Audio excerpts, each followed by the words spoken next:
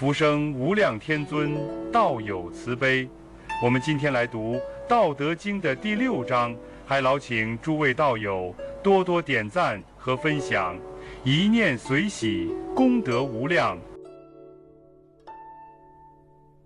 这一章很短，只有3句，却在老子的整本思想体系中占据着至关重要的位置。虽然篇幅短小，却像是一枚密封的种子，蕴藏着道之根源生生不息的奥秘。我们试着一点一点去拨开，看看老子在这寥寥数语中到底隐藏了什么深意。老子说：古神不死，是谓玄牝，玄牝之门，是谓天地根，绵绵若存，用之不勤。从字面上看，这段文字颇具神秘色彩，尤其是古神玄、牝天地根这些词汇，在没有背景的前提下，极易让人联想到某种玄学色彩，甚至误入性别或神秘崇拜的误区。但如果我们把它置于《道德经》整体的哲学架构之中，尤其是在道之概念已逐步展开的前5章之后，我们便会发现，这一章其实是在从一个非常关键的维度——生命的生成与存在的根源，继续深化老子对于道的理解。我们先从第1句讲起：古神不死，是谓玄牝。古神这个词在古汉语中本就少见，是老子的一个独创性表达。古作为名词是山谷，是空旷，是容纳之地；作为形容是虚，是柔，是安静。在《道德经》中，古多次出现，常常与虚无柔弱连用，比如我们熟悉的虚而不屈，山直以为器，当其无，有气之用中的那种无，都与古的特性暗合。而神在这里并非指某种超自然的神灵，而是古人对于自然规律中那种不可见、不可测却又真实存在的内在动力的统称。我们可以理解为，它是生命的内在机制，是自然的无形运作，是生生不息的根源性力量。所以古神可以解释为一种如山谷般虚静而能容纳万物的生命原力，是自然界中那种以柔克刚、以无胜有的终极机制。而老子说它不死，其实是在强调这一机制的恒长与不息。山谷中的风似乎静默，但风从谷中起，云从谷中生，生命在其中潜育，生机在其中循环。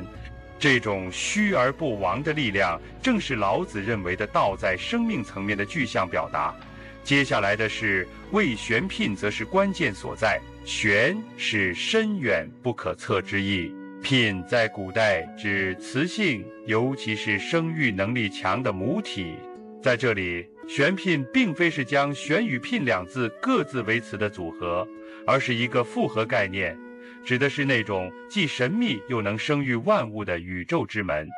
它既是一种功能，也是一种状态，是那个可以孕育、生成、养护一切存在的终极根源。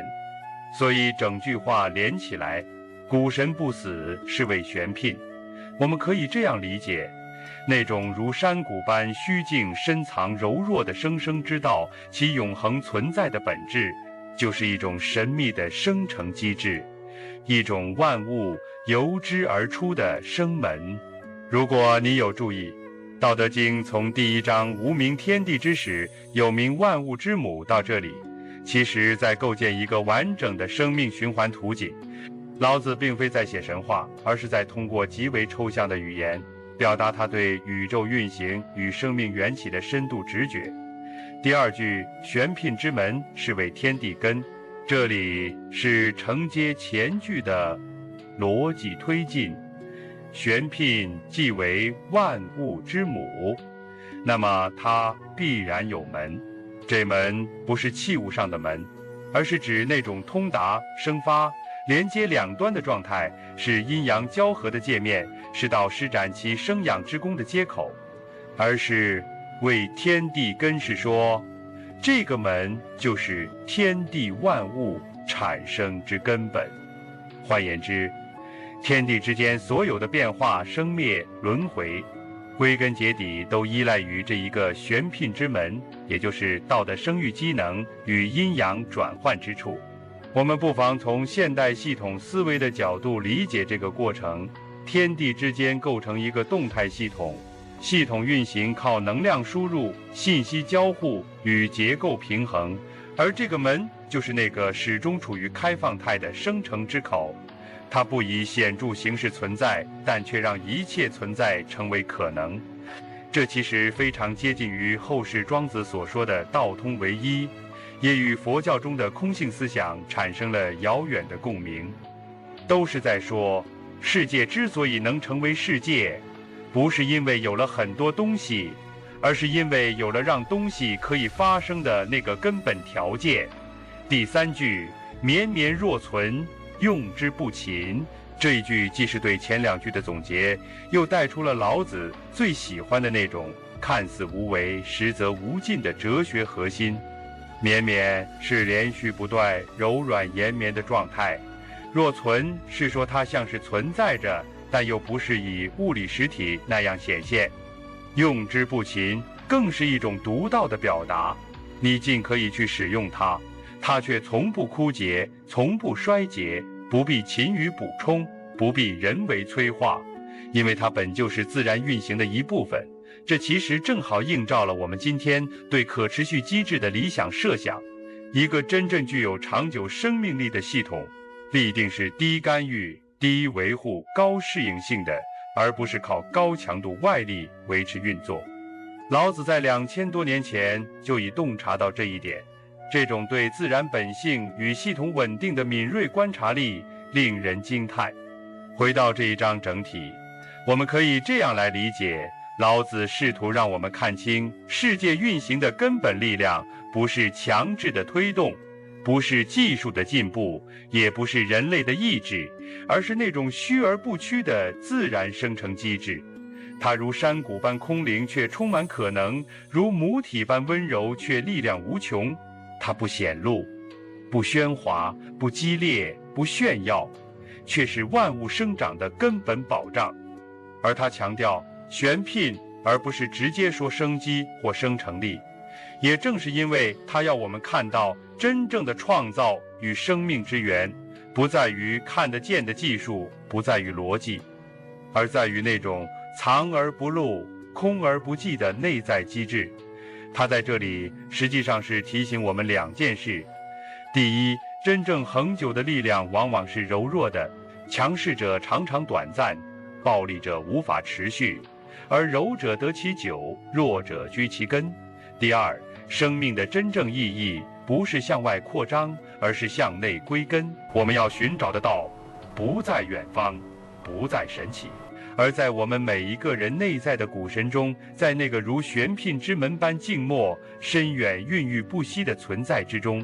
这也启发我们重新思考女性在哲学中的地位。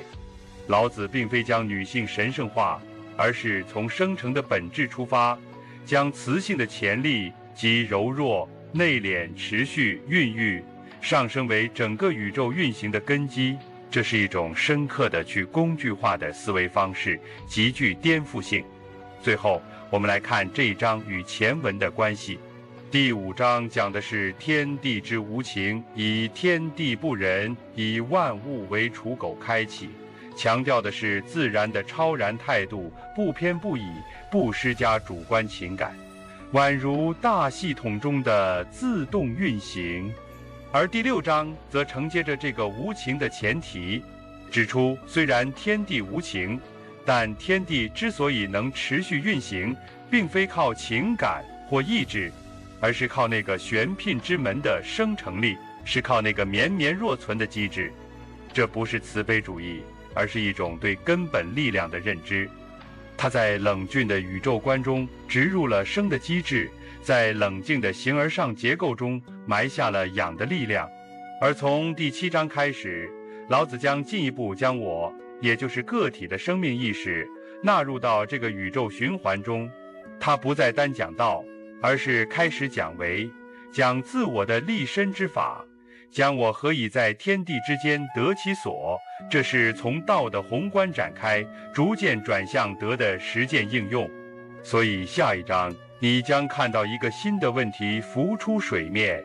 既然道是无为无欲，那我该如何在无为中安身立命？我又应如何为而不有，长而不宰？这正是我们在第7章将要探讨的主题。欢迎在评论区分享你的感悟。道德经的智慧应该被更多人看见。关注频道，我们下期再见。